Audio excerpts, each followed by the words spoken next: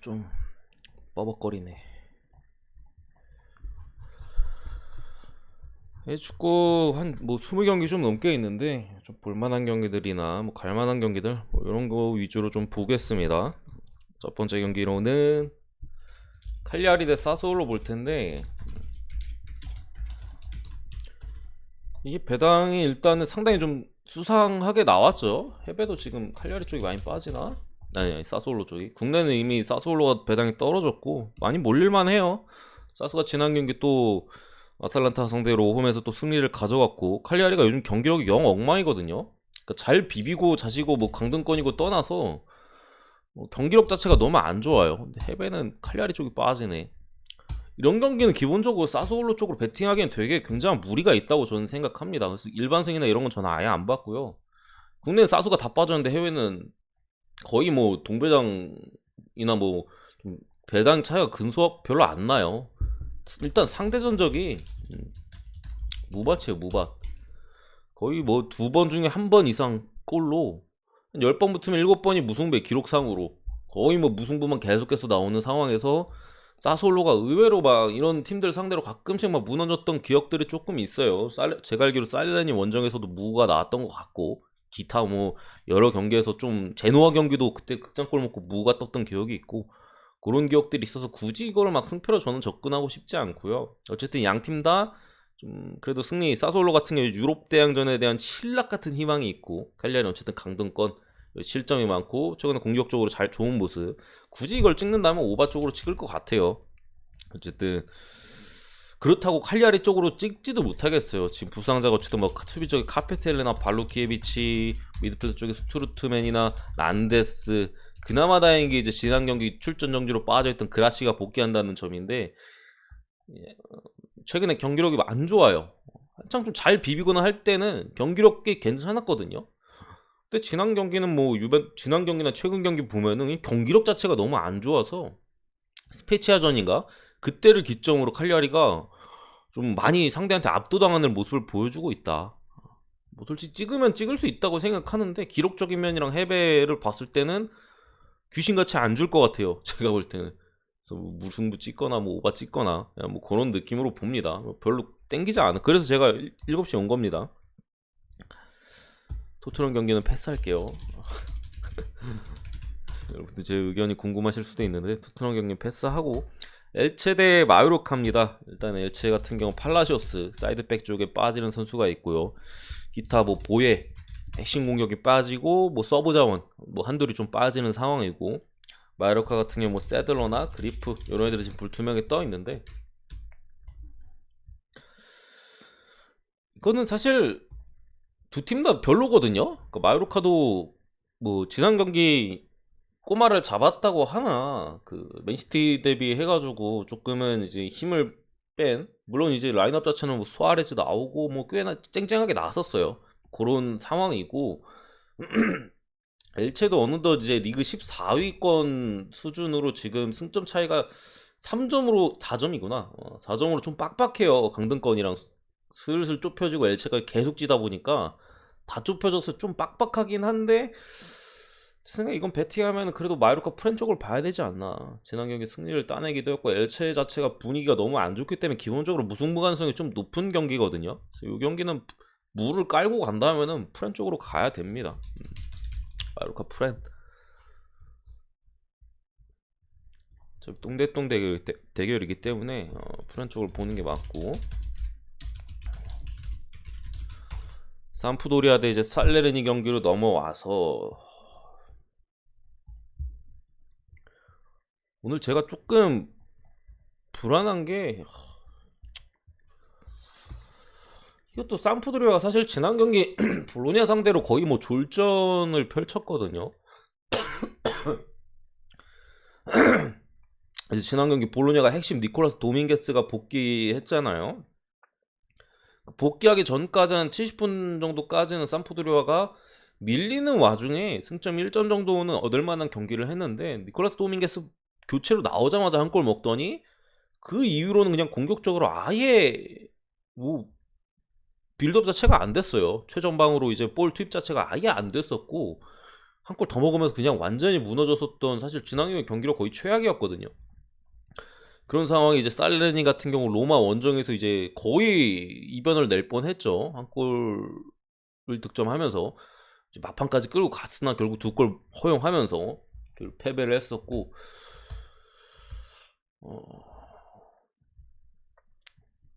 좀 고민을 많이 했거든요. 왜냐면 경기력 면에서 솔직히 터질 수도 있어요. 터질 수도 있는데 얘는 잡아야 됩니다, 솔직히. 얘는 잡아줘야 된다고 생각을 하고, 저는 그래서 뭐 일반승은 배팅을 뭐 안 하고 뭐 경기 자체를 좀 건드리진 않았는데, 여러분들도 일단 기본적으로 좀 조심은 하세요, 이 경기는. 저는 일단 그래도 삼프도리아 보는 게 맞는 것 같아요. 왜냐면 강등되는 팀들은 이유가 있어요. 이런 경기 져서 강등되거든요. 물론 살레르니가 생각보다 그렇게 많이 승점이 벌어져 있진 않아요. 얘네가 의외로 경기를 좀 덜 치러가지고 뭐 한두 경기 덜 치렀거든요. 많게는 뭐 3경기 차이가 나는 팀들도 있고, 그래서 한두 경기 이기면은 바로 이제 승점이 18위나 뭐 그 순위대랑 이제 동률이 돼요. 그래서 은근히 희망이 있긴 합니다만, 아무리 봐도 근데 제가 사이즈를 봤을 때 살레르니 강등이 맞는 것 같고, 강등이 되면 이런 경기를 져야 돼요. 결국에 강등권 팀들 이렇게 경기를 잘하더라도 져야 되기 때문에, 삼프도라도 어느덧 이제 강등권과 승점 차이가 얼마 나지 않고, 그래도 믿는다면 삼프도리아 쪽으로 가는 게 맞고, 어쨌든 이제 살레르니도 잔부상으로 몇몇 선수들이 빠져요. 로테이션급 주전 선수들은 아니고, 그런 상황에서 삼프가 잡는다고 보고 오바 실전 가능성이 저는 충분하다고 봅니다. 2대1 정도 봅니다. 2대1.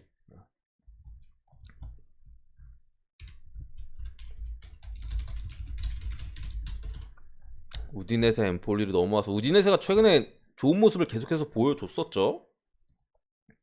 결국에 조금 문제가 있었던 이제 뭐 미드필더 쪽 이 앞선으로의 볼 투입이나 이런 것들을 잘 해주면서, 뭐 로베르토 페레라 이런 애들도 부상이 많았었는데 뭐 괜찮아졌고, 중간에 뭐 데울로페 이런 애들도 복귀하면서 공격에 힘을 실어줬었는데, 오늘은 베토가 빠지는 것 같아요. 핵심 공격 우디네세. 뭐 아이작 석세스나 뭐 방금 말씀드린 데울로페오나 뭐 몇몇 자원들이 더 있긴 한데, 결국에 베토가 핵심이에요. 데울로페오 말고는 다른 자원들은 솔직히 공격 포인트를 잘 뽑아내지 못하고 있고, 베토가 빠지는 상황에서 우디네세가 득점에 있어서 좀 터지지 않을 가능성이 제가 볼 때 좀 있어 보이고, 엠폴리 같은 경우 주르코프스키라는 미드필더, 핵심 미드필더 자원이 또 빠지는 상황. 뭐 기본적으로 우디네세가 조금 우세한 경기라고 생각을 합니다만, 최근에 분위기도 좋고 골도 빵빵 터트리면서 뭐 그런 모습을 보여줬긴 한데, 이 경기는 제 생각에 의외로 좀 저득점으로 흘러갈 가능성이 높다. 둘 다 동기부여적으로 좀 떨어지고, 우디네세가 한창 이제 최근 한두 경기 두세 경기를 이제 달렸잖아요. 거기에 베토가 갑자기 뚝 빠지는 부분, 뭐 이런 부분을 봤을 때 저득점으로 갈 거라고 저는 생각해서 언더 쪽을 보고요. 승패는 무승부 가능성이 좀 높은 것 같아요. 무승부 가능성 뭐 이런 느낌 으로 좀 보도록 하겠습니다. 결국에 제 생각에 아이작 석세스 이 베토를 대체할 만한 자원이 어느 정도 해주느냐인데, 제가 경기를 봤을 때는 솔직히 무득점 해줄 거라고 봅니다. 별다른 그게 없어요. 달리기 좀 빠르고 뭐 한데, 찬스를 만드는 그런 능력이나 마무리 능력이 좀 떨어져서 일단은 그렇게 보고, 우디네세 도르트문트 볼프스는 그냥 패스하도록 하겠습니다. 도르트문트 승 오바 봅니다. 승 오바 보고,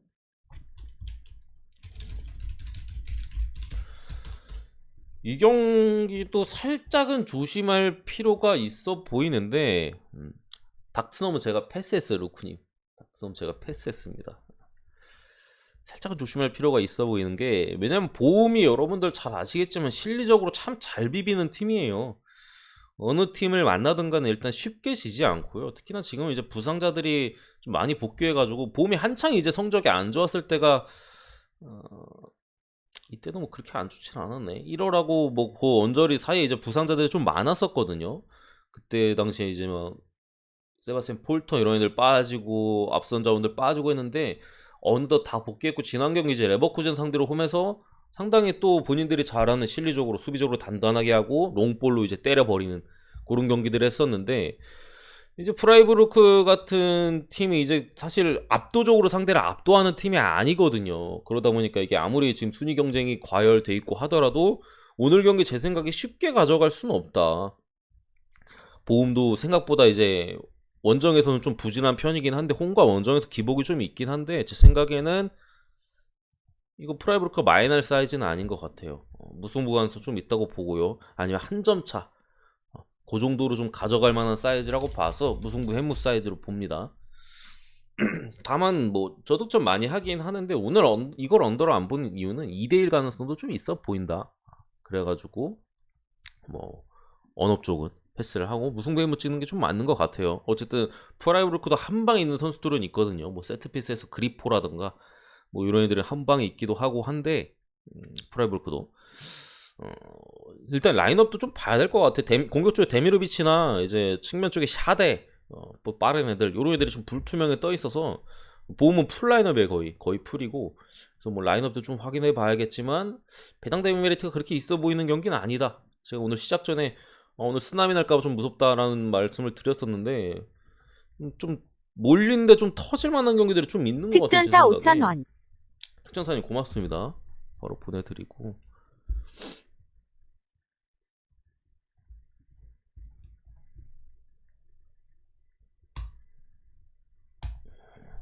어쨌든 그렇게 봅니다. 오늘 뭐 별로 힘을 쓰시고 싶지 않다 하시는 분들은 가볍게 베팅 하시는 것도 좀 방법이라고 생각합니다. 가볍게 베팅 하시는 것도. 잠시만요. 제가 이 경기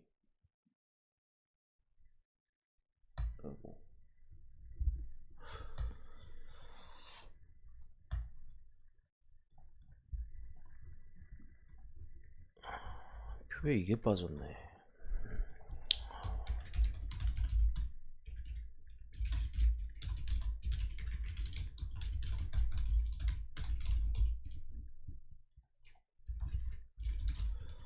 표에 이 경기가 누락돼가지고 잠시만요. 자꾸 제가 이상한 것 같아서 체크를 했는데 결국 빠져있네.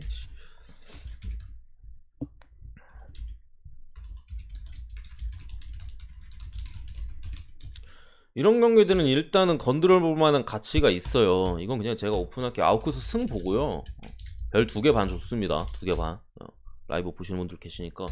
생각보다 이거는 좀 뭐 솔직히 믿을 만한 사이즈는 아니고 생각보다 배당이 작아가지고 또 강등권이라서 저는 가지는 않았거든요. 가지는 않았는데 2개 반이면 좀 높은 편이에요. 그래가지고 배팅을 볼 만한 가치는 있어요. 어쨌든 헤르타 베를린이 지금 전체적으로 공수에서의 좀 그런 전환 이런 것들이 전혀 잘 이루어지지 않고 있어요. 호리너님 고맙습니다. 그 뭐라고 해야 돼? 공격하다가 수비로 전환하거나 이런 과정에서 전혀 좀 매끄러움이 없다 보니까 앞선으로 볼 투입이 잘 안 돼. 지난 경기 유니온 베를린전에 수비적으로 완전히 좀 마탱이가 간 모습까지도 보여줬었다. 특히나 오늘 경기에 또 보아탱이가 그렇다 치더라도 요베티치나 이제 수비 쪽에 플라테나르트 같은 애들이 불투명에 떠 있거든요. 요런 또 헤르타 베를린의 모습이고 아우쿠스는 뭐 최근에 뭐 안드레안이나 뭐 공격 쪽에 몇몇 빠져 있다가 어느 정도 다 복귀를 했고 몇몇 자원들이 또 빠지긴 합니다. 스토브는 원래 좀 계속 많이 빠져 있었고 뭐 메즈 페데르센이나 뭐 핀보가son 같은 로테이션 자원들 이런 자원들이 불투명 이렇게 떠 있는데 요거는 저는 안 가긴 했는데 아우쿠스 쪽으로 이제 좀 찔러볼 만하긴 하다 뭐 이렇게 말씀드릴게요. 생각보다 배당이 좀 짜긴 한데 그 짬에도 좀 건드려볼 만한 가치는 저는 있는 것 같아요. 최근에 어쨌든 헤르타가 보여주는 경기력이나 이런 걸 봤을 때 여기는 강등의 가능성이 좀 유력해 보여서 최근에 하는 것만 봤을 때요. 그나마 되는 게 공격인데 수비가 아예 안 된다. 뭐 숫자 싸움이나 아니면은 좀 상대한테 감독의 전술도 좀 많이 전술 싸움에서도 좀 많이 밀리는 것 같고 그런 부분을 봤을 때 아우쿠스가 최근 경기력이나 이런 부분에서 좀 상승세잖아요. 찔러볼 만한 것 같아요.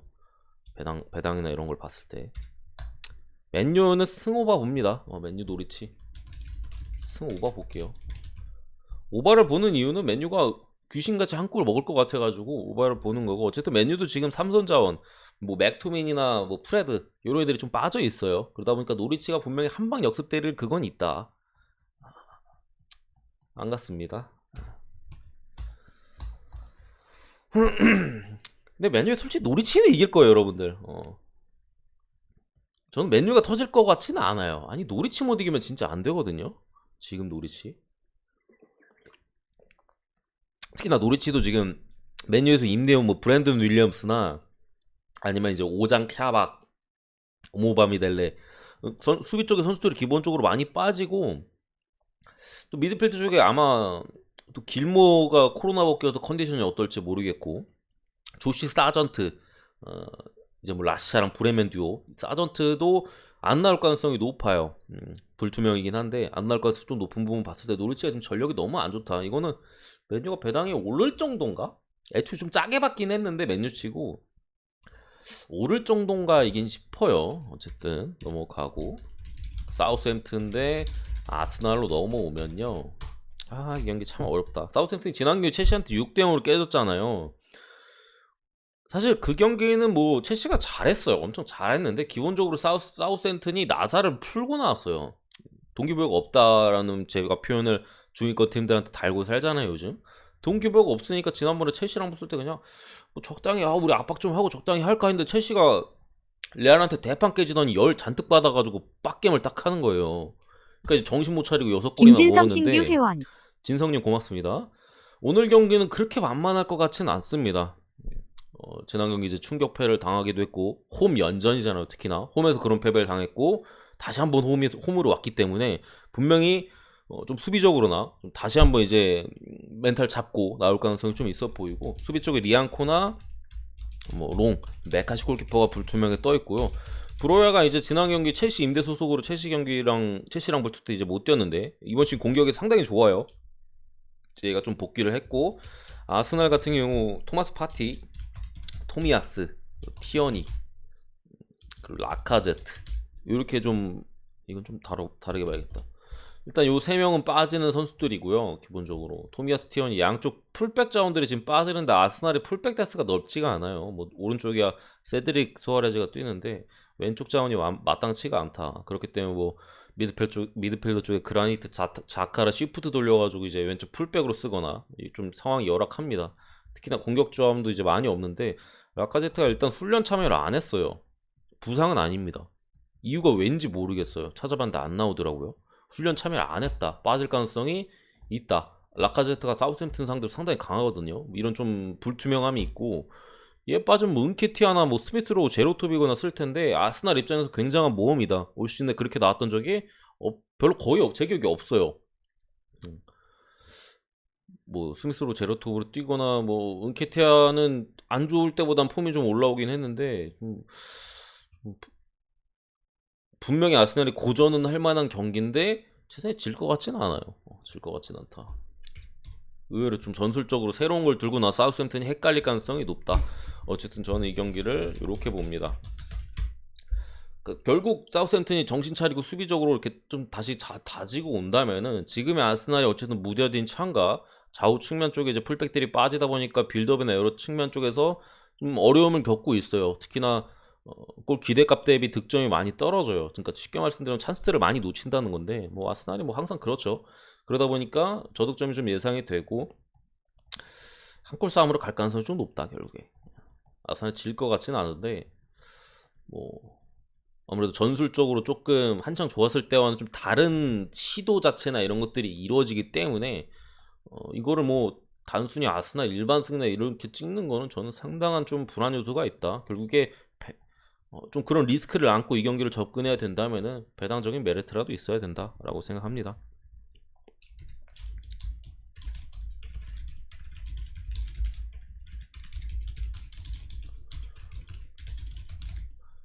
와포드가 급한 거 맞거든요. 브렌트포드가 중위권 동기부여 없는 거 맞는데 이건 차마 와포드를 못 가겠어요. 저는 오히려 이 배당이 높기 때문에 그냥 브렌트포드 쪽으로 찌르는 게 맞지, 이거를 와포드 쪽? 와포드 지금 경기력 너무 안 좋아요. 뭐 감독 뭐 계속 교체했다가 뭐 누구 왔다 쟤 왔다가 막 하는데 뭐 벌써 올 시즌 감독 몇 번째 교체죠? 3번인가? 경기력이 더 안 좋아진 것 같아. 차라리 라니에리 때가 나왔던 것 같기도 하고 지금 뭐 공격이 아예 안 돼요.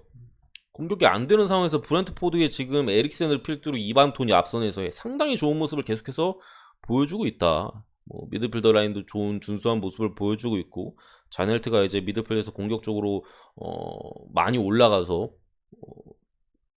은베우모나 이반토니 쪽에 공간이 많이 나오기도 하고, 에릭센이 보여주는 중앙에서 또 그런 모습들 여러 가지 봤을 때 이거는 2점대 주면은 찍어볼만 하다. 와포드는 제가 볼 때 무조건 강등이에요. 여기는 잔류의 희망이 없습니다. 경기를 봤을 때. 그러면은 이런 경기를 져서 강등이거든요. 최소 못 이기거나 진다는 소린데, 강등 사이즈면은 강등되는 팀들은 이유가 있어요. 잡아야 될 승점을 따야 될 경기에서 못 따니까 강등이 되는 거예요. 지난번 리즈 경기나 이런 경기도 좀 못 잡을 가능성이 제가 볼 때는 유력했다고 보이거든요. 지금 와포드 경기력으로 무는 어떻게 뭐 캘 수는 있어 보이는데 이기는 데는 힘들다. 무냐 브렌트포드 승이냐라고 봤을 때는 그래서 저는 브렌트포드에 한 표 던지겠습니다.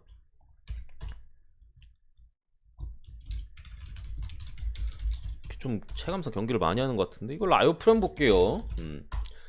라이오는 제가 지난번이나 이렇게 좀 말씀드렸는데 슬슬 이길 때가 됐어요. 제 분석 좀 오래 보시는 분들은 아마 뭐 이렇게 생각하실 수도 있는데, 제가 발렌시아전이나 뭐 그때쯤에서도 이제 라이오가 못 이긴 지 좀 오래됐다, 다만 오늘은 아니다 하면서 이제 발렌시아 그땐 프렌을 봤었는데, 제가 본 라이오 승리 타이밍은 오늘 아니면 다음 경기거든요. 오늘 이제 알라베스랑 붙을 때나 아니면 마요르카 전이냐 한 번 끊을 때가 됐어. 10번, 지금 10연 몇 번이야? 뭐 12번인가? 뭐 13경기 연속 승리가 없는 타이밍에서 알라베스 상대로는 충분히 이제 프렌 쪽이라면은 접근할 만한 메리트는 있다고 저는 생각합니다. 물론 이제 사벨리치라는 핵심 수비 쪽이 빠지고 팔카오의 출전 여부가 불투명하고 이런 부분은 있습니다만, 알라베스도 뭐 폰즈나 뭐 이런 서브 공격자는 조금 누수가 있고, 사실 뭐 알라베스 상대로 빠진다고 해서 이걸 프렌 쪽이 위험하다라고 볼 사이즈는 저는 아니라고 생각을 해요. 어쨌든 라이오가 지난 경기 홈에서 이제 발렌시아 상대로 막판에 이제 보여줬던 그런 집중력, 승리에 대한 의지, 오늘 이제 알라베스를 상대로 나올 가능성이 높다. 그런 면에서 프렌은 생각보다는 좀 안정적인 접근이라고 저는 보여집니다. 역배를 한번 찍어볼 만도 해 보이고요. 알라베스는 강등입니다.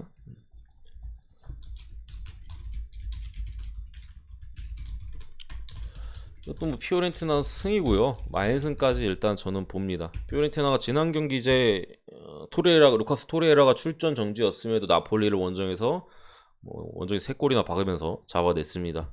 오늘 같은 경우 이제 핵심 미드필더 한 명 여전히 또 보나벤투라가 빠져 있고, 베네치아 같은 경우 미드필더 쪽에 안파도 출전 정지로 빠지고, 뭐 에브에이나 뭐 놀로, 뭐 로메로 골키퍼, 뭐 이런 자원들이 조금씩 누수가 있다.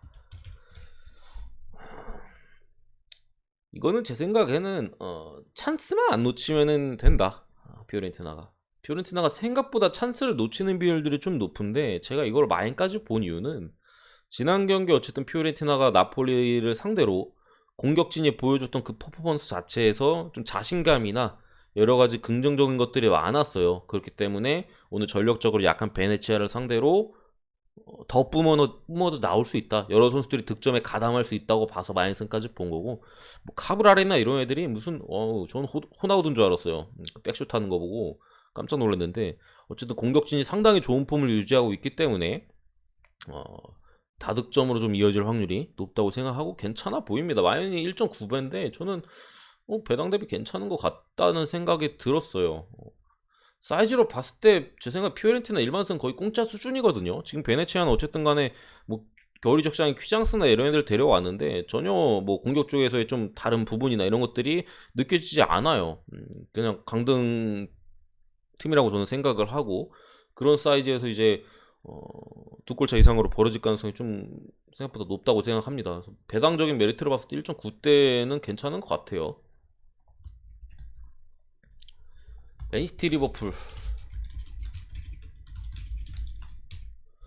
프렌 쪽으로 찍는 게 맞고요. 지금 맨시티 너무 많이 지쳐있어요. 심지어 지난 경기 이제 카일 워커까지 부상에 그런 게 있었잖아요. 물론 불투명이긴 합니다. 워커나 뭐 데브라이너 이런 애들 불투명해. 물론 리버풀도 살라 좋다 불투명해요. 나올 가능성이 높고요.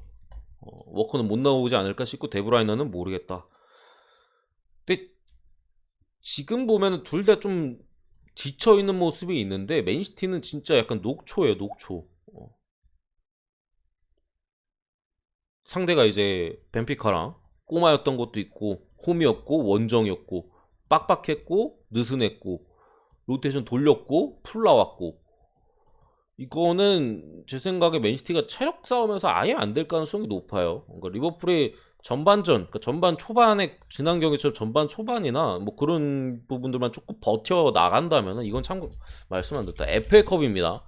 FA컵 4강이에요. 리그 아닙니다. 저는 리그는 맨시티가 가져갈 거라고 생각하거든요. 사이좋게 FA컵은 리버풀이 먹는 걸로. 어쨌든 이 경기는 베팅한다면 리버풀 프렌 쪽으로 찍는 게 맞다. 프렌 할 것 같습니다. 그리고 체력적인 우세나 여러 가지 정황상으로 봤을 때 맨시티가 이 경기에서의 그런 체력적인 부담을 이겨내지 못할 가능성이 상당히 높아요. 지난 경기 상당히 체력적인 그런 문제뿐만 아니라 상당히 피지컬한 경기였어요. 에이티 마드리드 경기 보셨으면 아시겠지만, 에이티가 그냥 맨시티 애들 죽이려고 작정하고 달려들었기 때문에 애초에 회복 자체가 안 됐을 가능성이 상당히 높다. 반면 리버풀은 그냥 이제 수비도 대충 하면서 3대3으로 리버풀 한 풀랑 나서 아직도 열받는데, 그러면서 이제 체력적인 안배나 선수들의 로테이션도 홈 경기에서 쫙쫙 돌아갔기 때문에 이거는 뭐 전력이 100% 끼를 부는 게 아니에요. 거의 뭐 빈사 상태랑 뭐 한 3끼 정도 단식한 이렇게 사이즈랑 부는 그런 느낌이어서 빈사 상태보다는 좀 단식한 게 낫지 않나. 좋아 보입니다. 많이 하는 것 같은데 오늘 느낌이.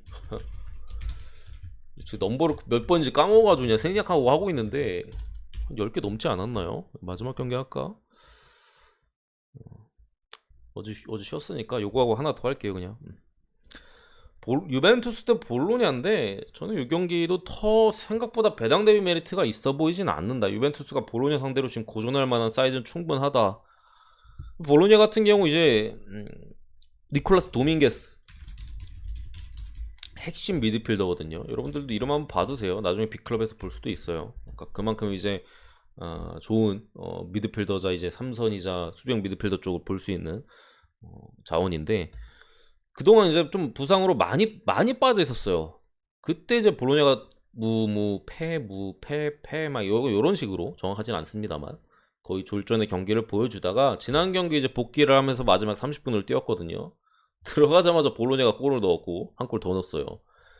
결국에 수비 쪽에서 보여주는 영향력은 상당합니다. 수비가 엄청 좋아요. 똑똑하게 수비를 하고요. 공간 차단이나 이런 부분이 좋고, 뭐 볼로냐의 핵심답게 복귀를 한 부분을 톡톡히 누리고 있다. 복귀를 하면서 볼로냐의 수비가 확실히 좋아진 모습이고, 지금 유벤투스는 어쨌든 아르투르나 로카텔리, 맥케니 같은 미드필더 쪽에 자원들이 많이 빠져있고, 로카텔리 같이 볼 잘 찾는 놈도 빠져있어요. 유벤투스에는. 이거는 제 생각에는 유벤투스가 3선에서 이제 볼로냐의 좀 미드필더진에서의 좀 미드필더진을 공략하는데 생각보다 어려움이 있을 수 있다. 로카텔리가 빠졌기 때문에 약간은 좀 지루한 경기가 나올 가능성이 제 생각에 높다고 생각을 합니다. 물론 이제 앞선에 블라우비치나 뭐 이런 애들이 한 방에 있기 때문에, 디발라 한 방에 있기 때문에 유벤투스가 뭐 못 이긴다고는 제가 말씀 안 드리겠는데, 배당적인 메리트가 떨어지는 거는 분명해 보이고, 어쨌든 순위 경쟁이기 때문에 그래도 승리를 가져가는 느낌이긴 할 거예요. 다만 이제 볼로냐의 디펜스적인 부분을 고려했을 때는 생각보다 유벤투스가 답답할 수 있다. 결국에 유벤투스도 무실점하고 한두 골 받고 이겨야 돼요. 그런 사이즈로 저는 봅니다. 볼로냐가 유벤투스 상대로 그래도 득점을 할 것 같지는 않고요. 제 생각에는 유벤이 그래도 수비적으로는 단단하기 때문에 득점에 또 지난 경기 어쨌든 칼리아리 상대로 선제골을 주면서 약간 위험했잖아요. 그렇기 때문에 득점을 이번 경기 좀 무실점 홈 경기기도 하고 무실점의 가능성까지 높다 하면은 언더에 대한 배당 메리트가 그래도 있지 않을까 싶습니다. 이 경기는.